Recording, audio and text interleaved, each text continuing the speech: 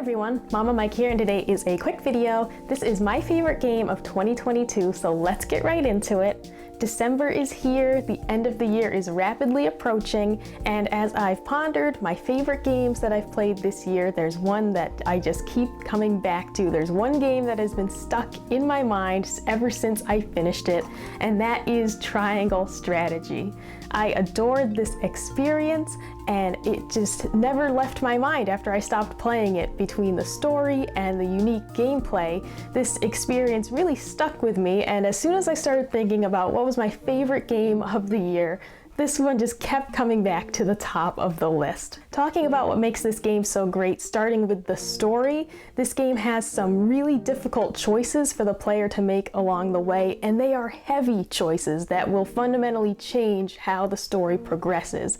At its core, this is a game about a war over precious resources, but it is so much more than that. It's filled with deceit and intrigue. It really had me invested right from the start, and the choices that you have to make, some of them I really had to sit and think for a minute of what do I want to do, and it's not as simple as just making the choices either. Every segment where you need to make a fundamental choice will have this investigation sequence that you need to go through, and during that phase you need to speak to your comrades, speak to the townspeople, for example, and you need to gather evidence to support your decision as to why they should follow you. If you don't get all the evidence that you need, your comrades won't side with you, and they may choose a different plan that you didn't intend on going through with. It'll be up to you to decide if you want to actually proceed with what they chose or if you want to try again with your investigation phase. But I enjoyed that very much. I liked that while the player, has a chance to influence the narrative, they can certainly be overruled if they weren't thorough enough in that investigation stage. Another unique aspect about this game was the terrain changes that can happen when you cast magic during battle.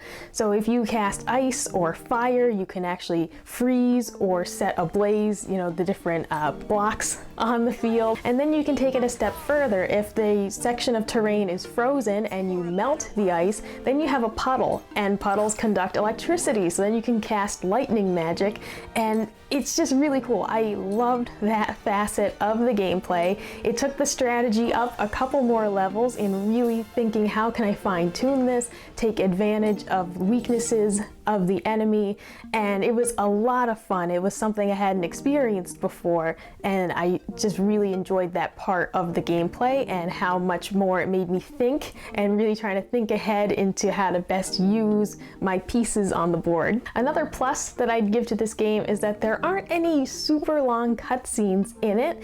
The story is told in bite-sized pieces, and I appreciated that because I was just antsy to get to the next battle. They have a good amount of story in here, and there are some great little character backstories that you can choose to watch. I did enjoy those because it gave you a little bit more depth to each character, made you care about them just a bit more. But I enjoyed the way that they told the story and how it was presented in little pieces versus having very long cutscenes and long pauses between the gameplay. For me, these type of games I just get really started with them, and I just want to keep playing. I don't want to stop, and I appreciated the way that they told the story so that I didn't feel like I was stuck waiting for the next stage to start.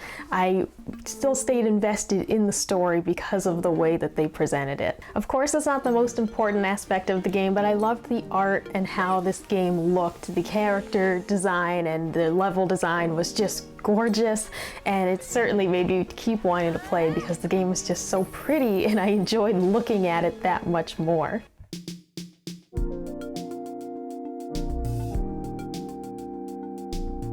If you're looking for a great strategy RPG with a fantastic story that will keep you interested from start to finish, I definitely recommend giving Triangle Strategy a try, and it certainly is my favorite game of 2022.